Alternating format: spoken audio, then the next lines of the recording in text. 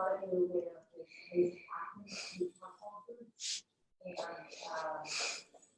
people come and they can pick things up, and it's only open certain hours, but it's a great place.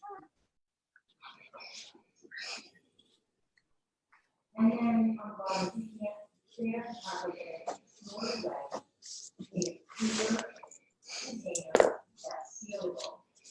And my advice would be to put a date on it. Good evening and welcome to Slate School and our conversation with Sanjiv Chopra. Slate School is committed to excellence in education, and we are delighted to present the Education Idea Lab, which is a new, unique virtual series that is free and open to the public. This thought-leading event convenes leaders, change makers, and participants from all sectors of education and innovation. Thank you so much for joining us. We are thrilled to have all of you with us here today. My name is Julie Mountcastle, and I'm head of school at Slate School. Slate School is an independent 501c3 nonprofit elementary school where education is focused on cultivating creativity, fostering ingenuity, and inspiring a deep passion for lifelong learning. At Slate School, we have formed a community that is constantly striving to improve practice, to create meaningful educational experiences for learners of all ages, and to change the landscape in education. Slate School convenes experts for important, authentic conversations about education, and these online dialogues, like tonight's, are free and open to the public. So we are so delighted to have all of you with us this evening. I believe we have learners from all over the world with us, and rightly so, because tonight's guest is quite remarkable. Sanjiv Chopra is the author of 5 books, including Leadership by Example, The 10 Key Principles of All Great Leaders, as well as his joint memoir with his brother Deepak Chopra called Brotherhood, and a wonderful a book about leadership. And he also has a book called The 2 Most Important Days, which we're going to talk about tonight as well. He is also professor of medicine and former faculty dean for continuing medical education at Harvard Medical School. In 2012, he was awarded the Ellis Island Medal of Honor for exemplifying outstanding qualities in both one's personal and professional lives, while continuing to preserve the richness of one's particular heritage. Sanjiv has identified 4 fundamental habits for happiness: friends, forgiveness, for others, and gratitude. Our community at Slate School recognized the beauty and simplicity of Sanjiv Chopra's foundational values, and we began to find amazing ways to incorporate them in the life of the school and in our own lives as well. While remembering and referring to these seemingly simple practices, the children became confident that together we can create and sustain a community of kindness that embodies what we hope for the whole world. We are thrilled to have Sanjiv with us tonight, and we have so many questions and wonderings for him sent in by our community. And we also invite you to submit additional questions as comments on Facebook, and we'll select some of those questions to ask Sanjiv as well. So without further ado, welcome. Thank you so very much, Julie, for that very kind introduction. I'm delighted to be with all of you and share some reflections on topics I'm very passionate about. Well, let's get started because I know people are eager to hear from you. I mentioned in the introduction that Slate School has adopted friendship, forgiveness, for others, and gratitude as these foundational ideals for happiness. And you know, we thoroughly agree that they are absolutely critical for a joyful life. But I'm curious, and I think some of the staff is curious too, about how you originally identified these as the key tenets. So, you know, I was invited to give a named lecture at Harvard Medical School called the Nathan Seidel Annual Lecture. And the person who invited me said, Sanjiv, you're a pretty interesting storyteller, so pick whatever topic you want to. I said, I'll get back to you tomorrow. And I called him and I said, how about I speak on dharma, happiness, and living with purpose? Because those 3 tenets are inextricably linked. And then I did a lot of research and talking to my amazing family and kids and grandkids who have so much wisdom, and came up with those three F's: friends, forgiveness for others, and the fourth one, not an F, a G, gratitude. So friends are our chosen family. I got very lucky with my parents and my one brother, amazing sibling. But I had no choice picking my parents for my sibling, but friends you can choose. James Rohn, a best-selling author, once said, you are the average of the 5 people you spend the most time with. So choose your friends carefully, ones who have similar core values. Now, there's an amazing study. It's called the Harvard Grant Study. It's the longest lasting study on happiness. It's gone on for almost 80 years. There is no such study, right? Investigators die, funding disappears. 80 years. So 80 years ago, they took 700 sophomores, 250 went to Harvard. The others were from very poor neighborhoods, dysfunctional families in Dorchester, Roxbury, and they followed them. Detailed questionnaires, annual physical examinations, blood tests, EKG, C-reactive protein, functional MRI, home visits. Now, a cohort of their children are being followed, 2,000 of them. And what happened? Who was included in that group? And what happened to them? Some became CEOs, some became admirals, some became philanthropic individuals, some became skid row alcoholic derelicts, a few died of suicide. One became our president. John F. Kennedy was in that cohort. And the major conclusion of the study is that loneliness is toxic, and that your satisfaction with relationships with your friends at age 50 is a better predictor of health, happiness, and longevity 3 decades later at age 80. So choose your friends carefully and celebrate everything, small or big, with them. And it'll give you a lot of joy and bliss. Social connectedness, that's so important. Hard to do during this time of COVID-19, but we can do it. We can do it by Zoom. We can pick up the phone and call a dear friend. So that's number one. Second is ability to forgive. If somebody holds bitterness or rancor in their heart, they can never be happy. To me, the greatest example of forgiveness is Nelson Mandela, who served 27 years in prison. And when he's released, he's asked a question, Mr. Mandela, do you harbor resentment against your captors? He said, I have no bitterness. I have no resentment. Resentment is like drinking poison and then hoping it will kill your enemies. You know, Gandhi once said, the weak can never forgive. Forgiveness is the attribute of the strong. The Buddha said, if you hold resentment, it's like holding a hot coal with the intent of hurtling it at somebody who offended you. That person's moved on, meanwhile you're burning your hand. So anyone listening, if you're holding a grudge against an ex, a sibling, a neighbor, a colleague at work, my plea to you, get rid of it. And the moment you make that decision, you will feel this enormous weight come off your shoulders. So friends, forgiveness. The third one, Albert Schweitzer, physician, theologian, humanitarian, Nobel laureate, 1952. He gets a Nobel Peace Prize. And talk about humility. At the ceremony, he said, now I have to go earn it. Now I have to go earn it. And he once said, I don't know what your destiny will be, but one thing I'm certain of, the ones amongst you who will be truly happy are those who have sought and found how to serve. There's this whole concept now of servant leadership. Leaders are there to serve. So I've distilled it into those 3 F's, friends, forgiveness for others. The fourth one is gratitude. And there's research to back this. Robert Emmons, considered one of the fathers of modern positive psychology, has written a small book called Thanks.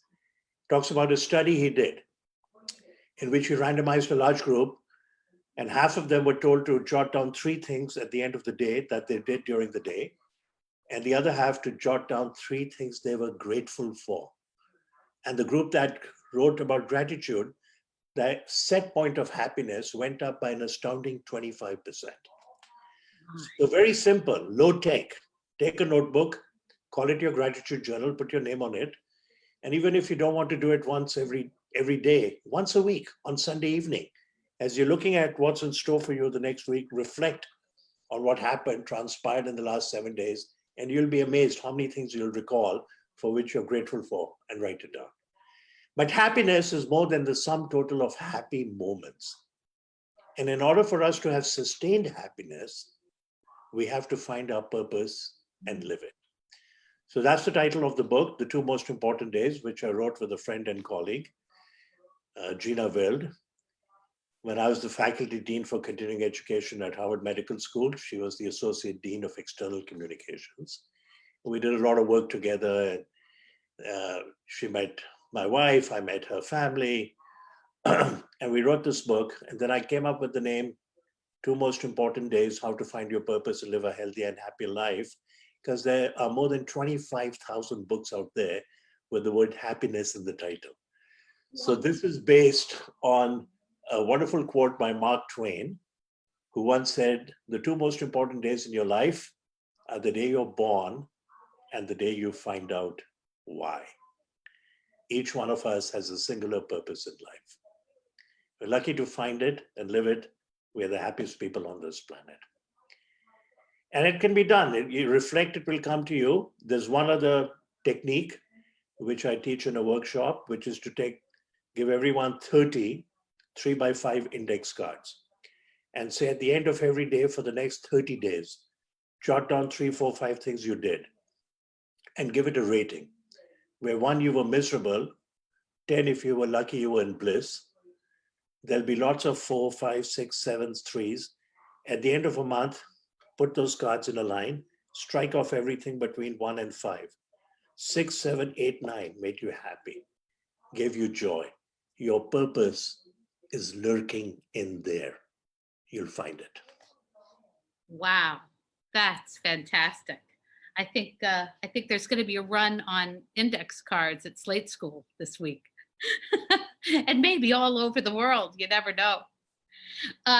Wow, that's fantastic. And I know we're all very interested in the two most important days. I think that's a beautiful title for a beautiful piece of work. So I guess my question is, why did you think that book was needed? You know, why are we so struggling toward having this? That's a great question, Julie. If you look at it, there's an annual rating of the happiest countries every year.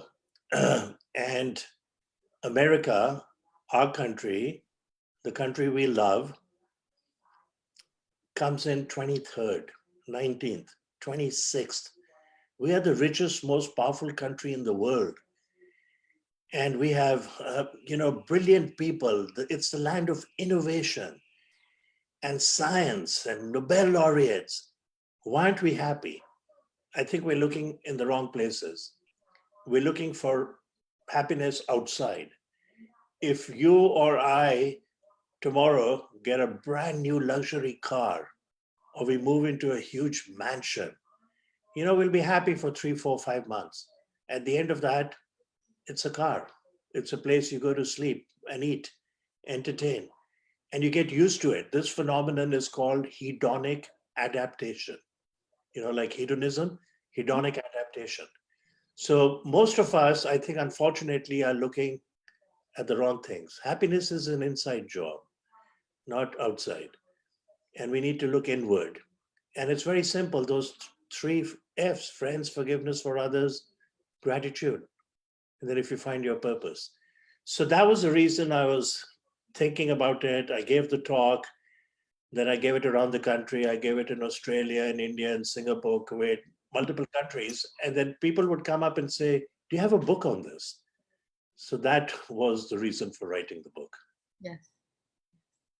So that's great. I think we'd do better in the world if we had more people that waited until the book was wanted to write it. There are a lot of books out there. I wonder if you could share a little bit just about your own leadership journey. I mean, obviously there's nobody that's been listening for the last few minutes who doesn't recognize, what a great leader you are. But I'm just curious, Do you feel like you were born to this, or do you feel like this is something that evolved? And if it did, how did it? So, I believe that leaders are not born, leaders can be made. There's nothing in the DNA of certain people that they're destined for leadership and that the rest of us are clueless and we're never going to be able to lead. So I was appointed the faculty dean for continuing education at Harvard Medical School some 20 years ago. And I said to myself, what an awesome responsibility. And when I first, after multiple interviews and when I was selected, then I had coffee with Joe Martin, who was the head dean. And I said to him, I said, Joe, I'm honored, I'm privileged. What an amazing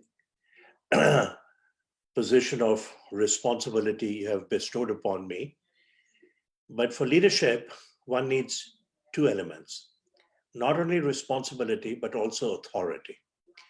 And if you have authority, but no responsibility, you're a tyrant.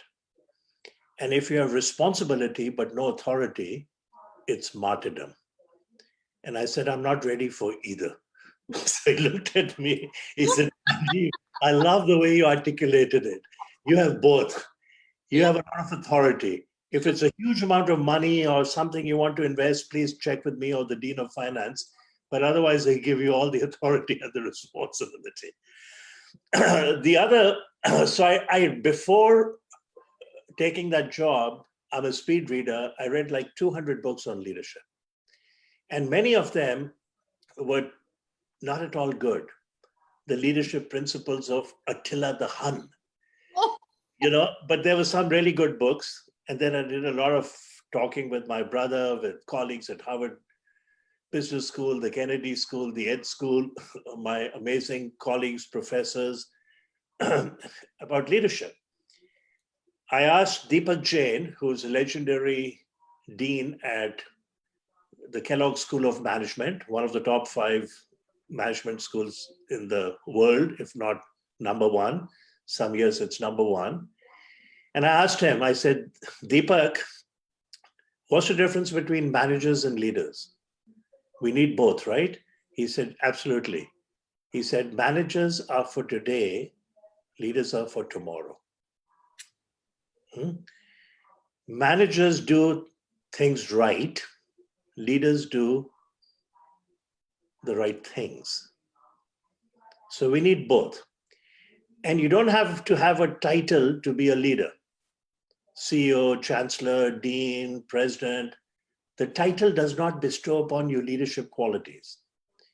And they can be amazing leaders without ever having a title. So then I love mnemonics, alliterations, limericks, metaphors.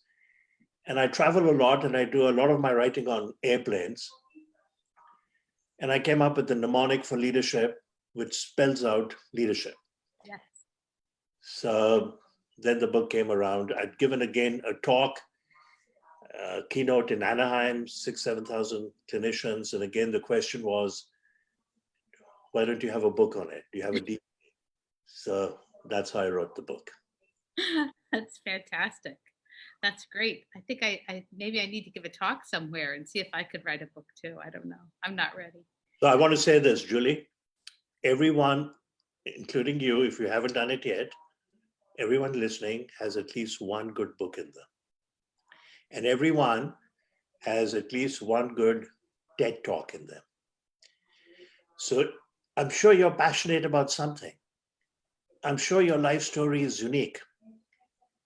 And you owe it to the rest of us to write a book. Oh, Voltaire, the French philosopher, once said, every man is guilty of all the good he did not do. Isn't that a great saying? that's a great. You have a skill or a talent and you don't share it, you should be guilty, right? He also said, another great quote, cherish those who seek the truth, but beware of those who find it.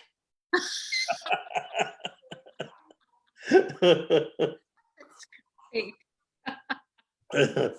Oh my goodness. Well, I there are so many things I want to ask you now that are not on, that I could go on 1,000 tangents at this moment, but the one I want to ask you about now is about humor.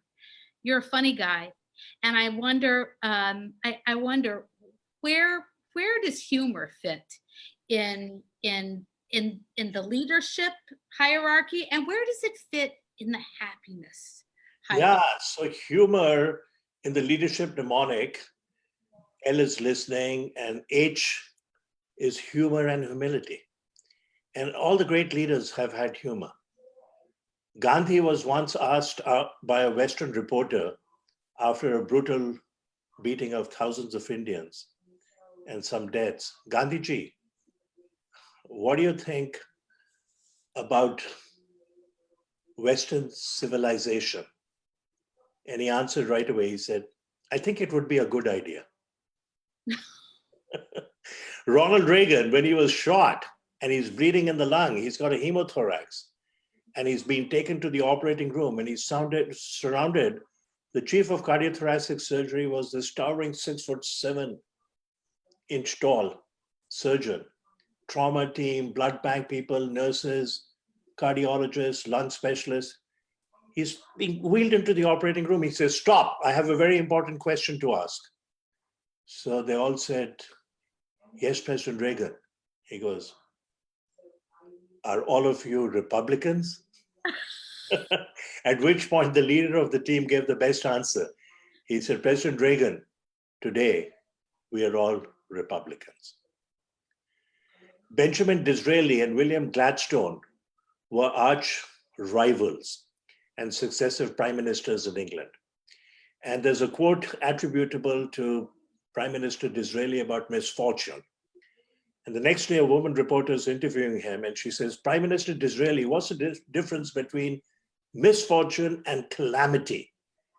And without skipping a beat, he says, well, if Gladstone were to fall into the Thames, that would be a misfortune. But if someone were to drag him out, it would be a national calamity. It endears you when you hear somebody with good humor, clean humor, wit. So that's a sign of leadership. And humility is a sign of leadership. I mean, you know, I've been reflecting recently about different kinds of courage. And I was thinking, okay, there's physical courage. That's brute physical courage. Shackleton, the expedition to the Antarctica, or a blind man climbing Mount Everest, or a double amputee. But there's moral courage, right? Moral courage of the Gandhis, the Nelson Mandelas, the Martin Luther King Jr.'s, the young people of the Arab Spring, Tunisia and Egypt, the Greta Thunbergs of the world. Then there's spiritual courage, like Mother Teresa. But there's also philanthropic courage. And I'm defining philanthropy as love for humanity. Very simple, love for humanity. We have an individual in our country. I didn't know about him till about a month ago. His name is Chuck Feeney. He's close to 80 years of age. He has donated $8 billion to charity, anonymously. Now it's come out.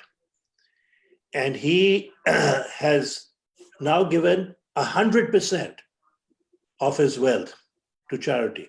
Not 50, 75%, 90%. He set aside $2 million for him and his wife's retirement. He's championed something called giving while living, right? Not in a foundation. Who knows what will happen with that? Giving while living. Warren Buffett and Bill Gates, I'm told, hold him in the highest esteem. This is the greatest philanthropist of our time. That's philanthropic courage. It's pretty amazing. Yes, absolutely. Sanjiv, I think you must have some kind of an incredible memory, because when I listen to you talk, you have, just any quote from, 100 different people in your mind, ready to be called upon. It's quite remarkable. Yeah, I comment on that to myself and to my family. I say, I'm so lucky. I don't know, I inherited it from my father, my grandfather, my uncles, my brother's a great memory. And it's held me, of course, in good stead in medicine, something that I learned in medical school. I can recount it to this day. Seen one patient with this rare disease, I remember. But My, these quotes as well just come to me. And when I'm writing or speaking, I'm very fortunate that I can remember all of those. such a beautiful gift. It's a really Yes, beautiful. I'm lucky. But I'm grateful. you're grateful, yeah, and you're happy. I have two questions about quotes. There's one quote that's in your book about leadership that I haven't been able to get out of my head after I reread it, and it's the Thomas More quote. And I'm going to read it so I don't mess it up because I don't have your memory. When a man takes an oath, he's holding his own self in his hands like water. And if he opens his fingers, then he needn't hope to find himself again. So beautiful, isn't it? It's remarkable. It's spectacularly terrifying, actually. It is. But what it says is that as an individual, as a company, as a country, as a corporation, as an institution, you could do things with great integrity, morality, humanity for decades. And then one day you compromise your value. You open your hands and the water spills. You've tarnished your reputation for life. One of my favorite quotes along those lines is by Heraclitus, the great Greek poet and philosopher, who once said, "The soul is dyed the color of its thoughts. Think only those things that are in line with your principles and can bear the full light of day. Day by day, what you think, what you choose, and what you do is who you become. Your integrity is your destiny. It is the light along the path. Your integrity is your destiny." So I think both those two are very similar. One is long, one is so simple and profound. They're connected, definitely connected. So my other question about a quote is, what quote would you like for other people to use of yours? How would you like for me to quote you? What's your favorite piece of wisdom that I can memorize, because you're inspiring? I think there are so many great quotes. And I do want to tell a story about Gandhi and a 12-year-old boy. Let's have it. Leadership by example. One of my favorite, I mean, there's so many. There's the Dalai Lama, be kind whenever possible. It is always possible. How good is that? How simple is it? Right? It's And perfect. then there is, we talked about courage. There is Soren Kierkegaard again, who said, "To dare is to lose one's footing momentarily. Not to dare is to lose oneself." How good is that? You got to be daring, right? Now, I'll share with you the story of Gandhi and the 12-year-old boy. Gandhi is sitting in his ashram, and this mother walks with her 12-year-old son about 12, 15 miles in the heat and the dust. And she says to Gandhi, she says, "Gandhiji." So when you add the word J-I after somebody's name, it's a sign of reverence. "Gandhiji, my son adores you. He worships you. He'll do anything for you. Look at him. He's gained so much weight. He's eating a lot of sugar. Would you please tell him not to eat sugar?" So Gandhi looks up at the boy and the mother and he says, "Come back in 10 days. So they go away. 10 days later, they trudge again in the heat and the dust. And Gandhi looks at the boy. He says, "Son, don't eat sugar. It's not good for you." And the boy says, "Gandhiji, from this moment onwards, I have given up sugar." And he leaves the room. And the mother stays behind and says, "Gandhiji, thank you for saying that to my son. But can I ask you a question? We were here 10 days ago, and you could have said the same thing to my son then." And Gandhi whispers into her ear, "At that time, I had not given up sugar." Isn't that amazing? That Oh, is leadership by example. yes, Not do as I say, but do as I do. That is leadership by example. beautiful, Beautiful story. incredible. Um, so obviously this is the Education Ideal Lab.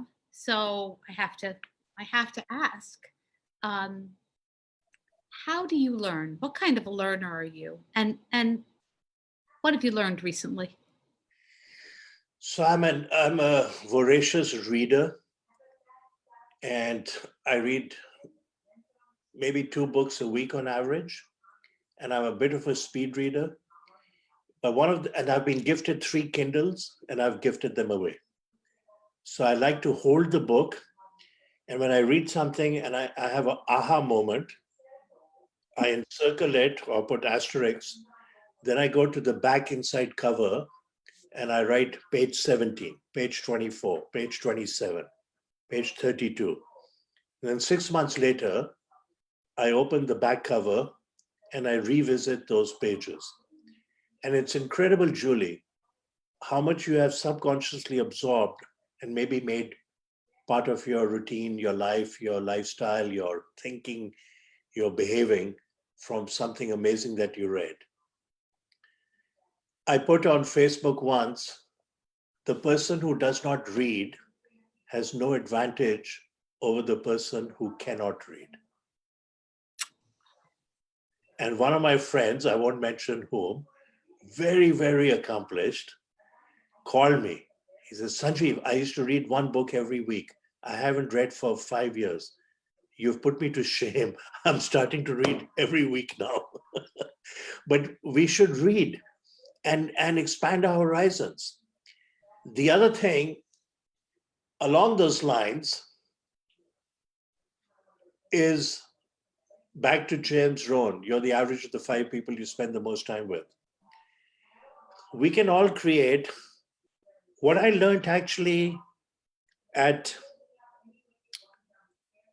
Unite for Sight annual meeting 2 years ago when I was on the panel after I'd given my talk. And there was a very wonderful, learned individual, and people were asking questions. And he said, I suggest to you that you form your own personal advisory group, like the advisory boards. So take friends, 3 or 4 friends who live in the neighborhood, and meet with them once a month and sit down and say, I'm facing this challenge. I'm thinking of writing a book. I'm thinking of giving a TED talk, whatever. And they will come in with wonderful wisdom and advice. And ideally, choose people outside your profession. So I told a cardiologist, he was asking me about this, and I said, if you do this and the other 4 friends are all cardiologists, you might have some very interesting heart-to-heart talks. But it's not going to be as good if you have a philanthropist, a businessman, a landscape architect, a lawyer. They'll bring a different perspective to the discussion. Very simple thing for us to do, right? And most of us hesitate. Oh, how can I ask this person for help or advice? He or she is so busy. You know, it's a badge of honor to get great ideas from someone else. That's what Jack Welch once said. It's a badge of honor to get great ideas from somebody else. So there's so much wisdom out there, and we can learn from every single human being on this planet. There's something to teach us. But that personal advisory group resonated for me. I used to belong to something called a mastermind group, and then it dwindled over the years, and now I've rekindled this personal advisory group. Nice. Um, I actually I have a note in my notebook about that exact moment that you're talking about there. So I was there too. I actually, that made an impact on me too. So sitting in the same room. Yeah. Um, so so thinking about the personal advisory group, I'm wondering if there's someone in your life who has been a mentor for you. Oh yeah, so many of them. Now, of course, they include my parents and my grandparents and uncles, my brother. but in my professional career, I had some amazing teachers and mentors. And when I first gave my talk on leadership, which before it became a book, I invited 4 of them. So they're 20 years older than me, 25 years older than me, professors, tenured, deans. The first dean of continuing education at Harvard Medical School, Dan Federman, legendary, iconic, endocrinologist, brilliant. So I wrote to all of them, email, and said, I've developed a talk on leadership. I haven't given it.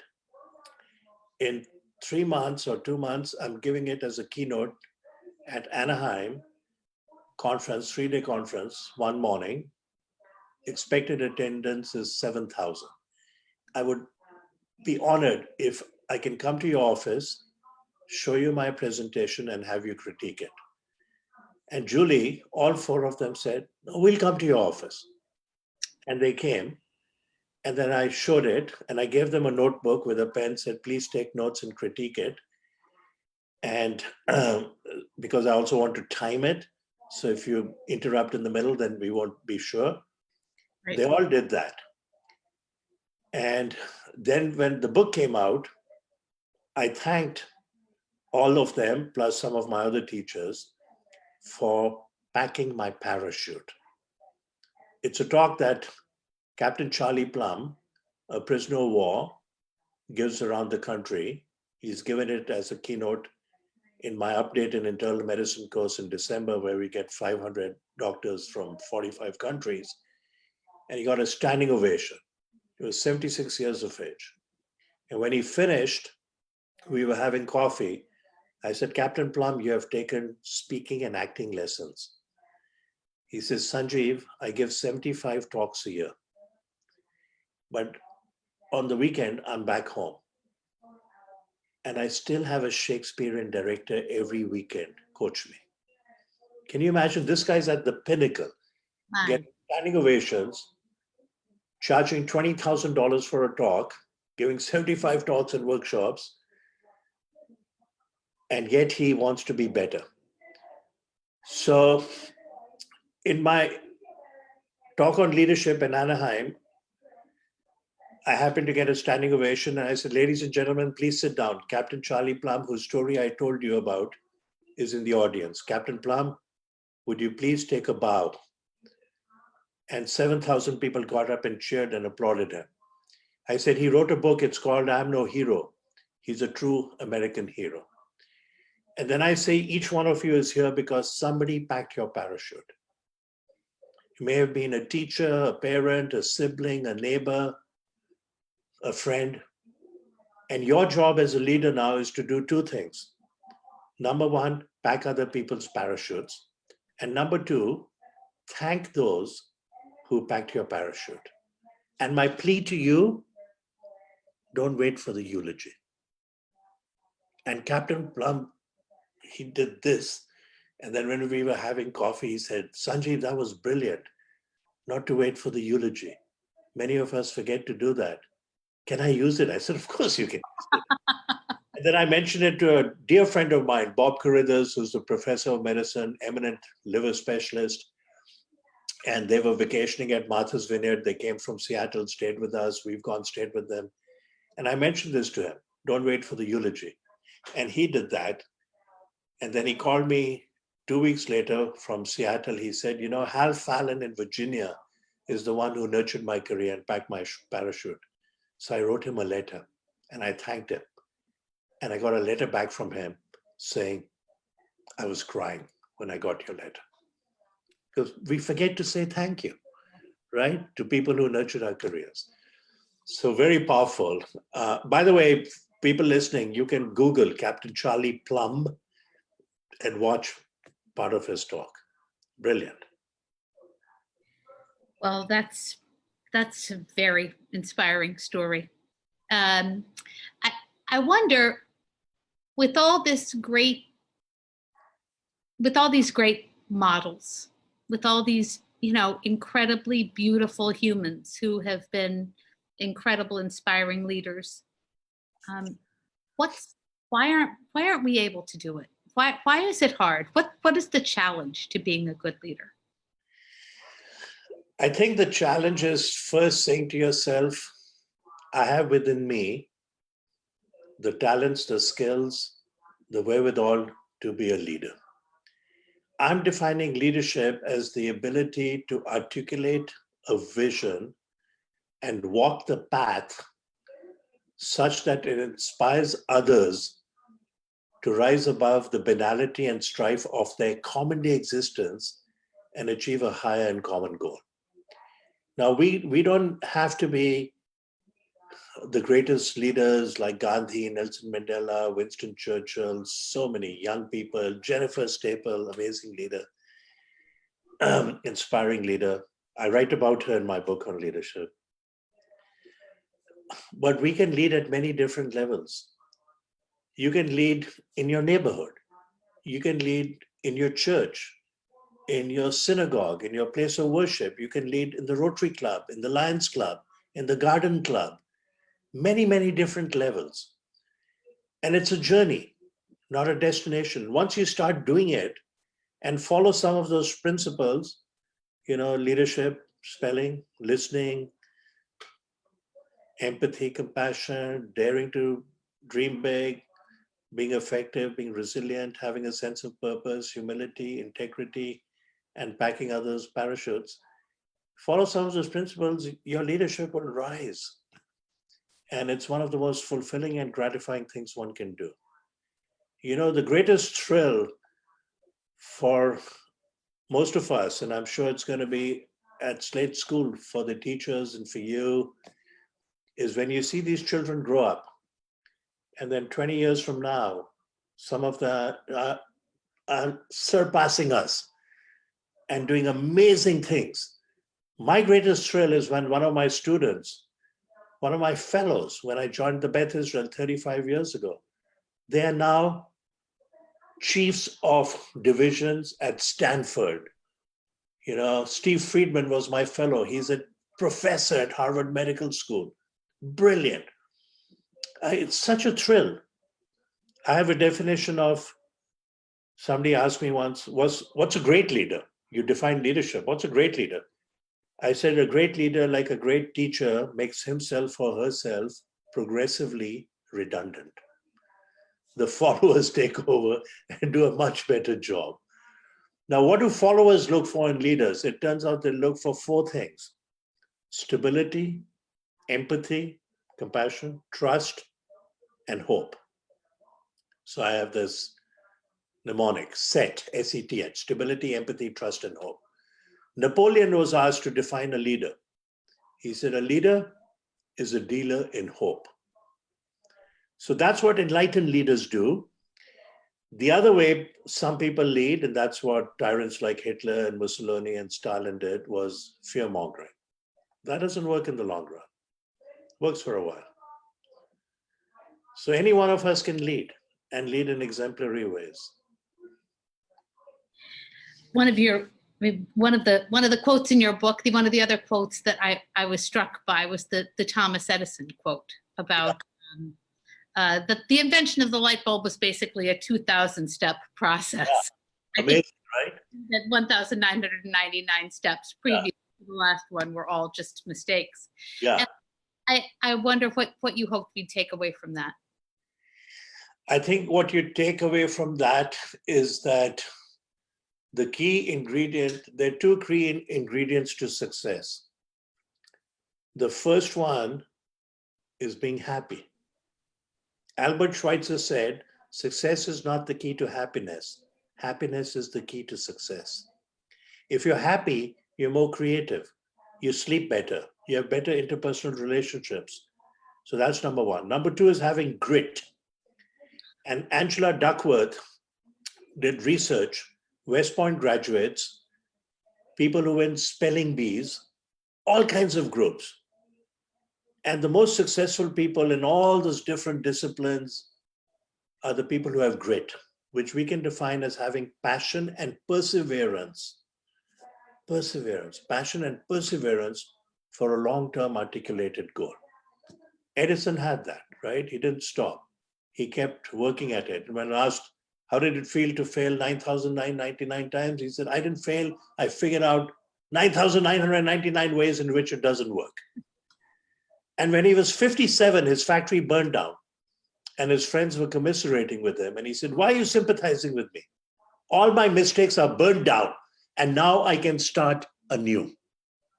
See, it's attitude even more important than aptitude. It's having that grit and being happy. Have you made some spectacular mistakes? Oh, yeah, but I'm not admitting them tonight on television or Facebook. Yeah. That's great. That's great. So I guess I want to ask what's next? Well, I've been writing. I happen to have, at this stage, written 12 books. And during this COVID lockdown, last year I happened to be in 10 countries. This year, in January, end of December, January, I was in India, then I was in Dominican Republic, and then I was in St. Lucia. And then March came, all down. So I reached out to a colleague of mine, Martin Abramson. He's brilliant. He's a renowned endocrinologist, diabetologist. And for years, I've been telling him, Martin, should write a book on diabetes for the lay public. He says, Sanjiv, there are books out there. I said, it doesn't matter. There's always new stuff. You're at Harvard. You're brilliant. There's stem cells and new medications and microbiome. So I called him at the end of March and I said, hey, let's write this book. And his wife would tell him every time we had dinner, listen to Sanjiv, Martin, write a book.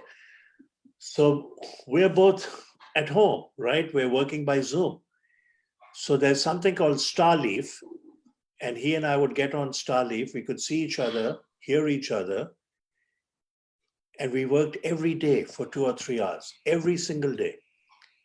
No. I would have a draft on a chapter, let's say the promise of stem cells in curing type 1 diabetes. We'd put it up. I'd say, Martin, I don't like the way I wrote paragraph 2. Let's reword it. He said, I didn't like it either.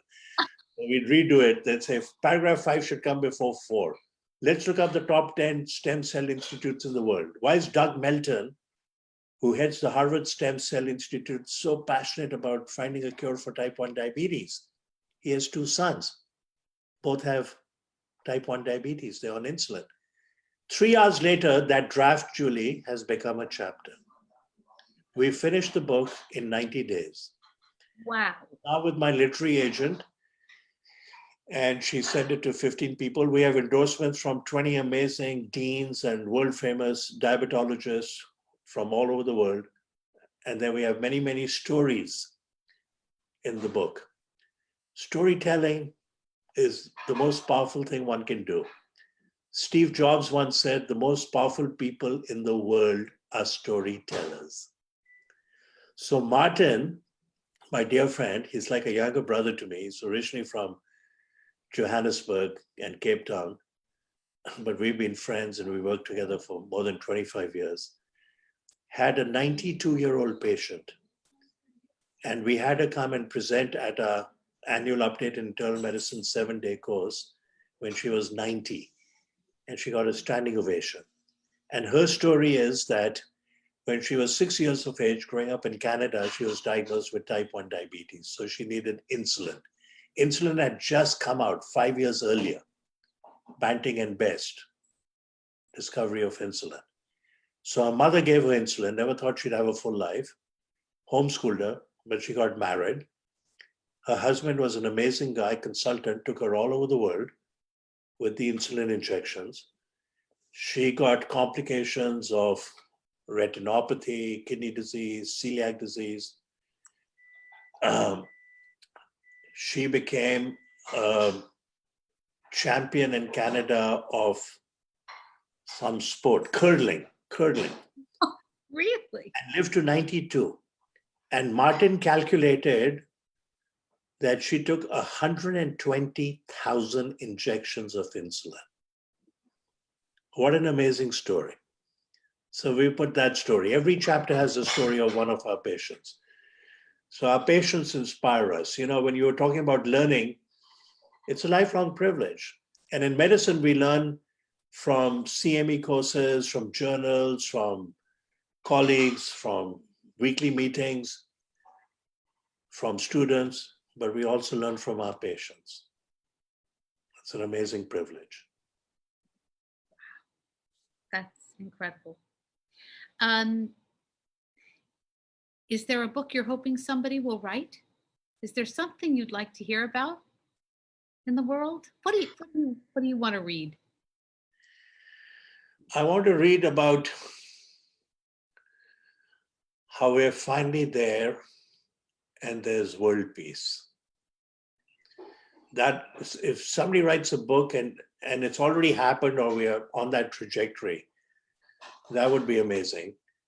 The other would be if we have conquered hunger and poverty. I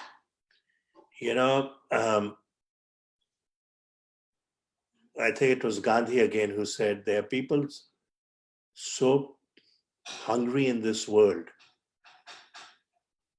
that God appears to them in the form of bread. And Muhammad Yunus from Bangladesh, who got the Nobel Peace Prize for starting microloans, giving it to poor people at very low interest rate. He said, there is no place for poverty in a civilized society. It's anathema. And if we could get rid of poverty, if we could get rid of wars, that would be amazing. That would just be amazing.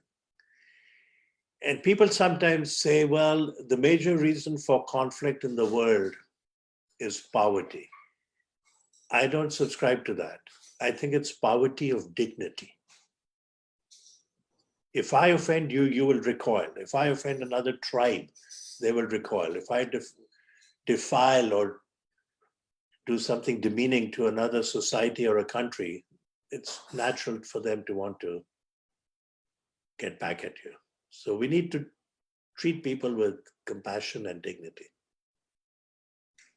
I'd like to read I that. think the future are our children, the young people, because they are colorblind. They play with other kids, they love to, they hug, they have no biases and prejudices. And then they grow up and we adults have ruined it for them. Yeah. There's a wonderful quote by Rabindranath Tagore, who was a Nobel laureate in literature. In 1912, he wrote a series of poems in his native language, Bengali. Next year, he translated it into English. Anyone listening, if you like poetry, you ought to read this. Gitanjali means an offering. And he once said, every child comes with the message that God is not yet discouraged of man. How good is that? Right? With all the wars and killings, every child comes with the message, God is not yet discouraged of man. There's hope. There's hope. There's hope. We have very little time left, sadly, but I thought I'd just offer you an opportunity to give us maybe one last thing.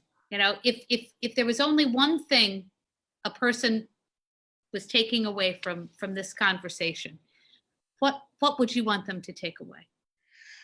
I would say happiness is your birthright. It's in our DNA. We are hardwired for happiness. Truly, if you and I were at a cocktail party and we were talking and suddenly we heard in the adjacent room loud laughter, we'd say, hey, let's check out what's going on there, right? Yes. We gravitate. It's a natural instinct. And if we're happy, we're going to be more fulfilled. We're going to be more peaceful. So let's all be happy and make others happy. And one of the best ways of being happy is to make others happy. Very simple formula. So if there was a lot of happiness in the world, the happiest countries year after year after year are Denmark and Finland, Iceland, Norway, Costa Rica, Bhutan, small country in the foothills of the Himalayas. You know, they have a ministry of happiness. Their ruler in Bhutan 35 years ago said, we're not going to care about GDP. We're going to care about gross happiness product. And they keep track of every citizen's happiness every year. The goal is to increase it. Now, it's a small country, it's doable, but there's no reason why we can't do it. We need to be happier and we need to look for the right things. We talked about hedonism. The flip side, human beings are so resilient, right? And they can bounce back. To me, one of the most impressive stories is that of Superman, right? The actor, Christopher Reeves, taking part in an equestrian competition. The horse buckles, he goes flying, breaks his neck. And he's paralyzed. He had an amazing, dedicated wife and friends. And here's what he said. Initially, he was unhappy. Why did this God do it to me? But here's what he said before the year was over. He said, this is not the life I imagined. But there is happiness, there is joy, there is laughter, there is purpose. He used these words. Amazing. There was the editor of the French magazine Elle, and at 43, he got a very unusual stroke where every muscle in his body is paralyzed. He's fully awake, but he's paralyzed. The only muscle he can do is blink one eyelid. One eyelid. He blinked the eyelid 200,000 times and wrote a book. While he blinked, his secretary sat, blinked 3 times, it meant see. The book became a play.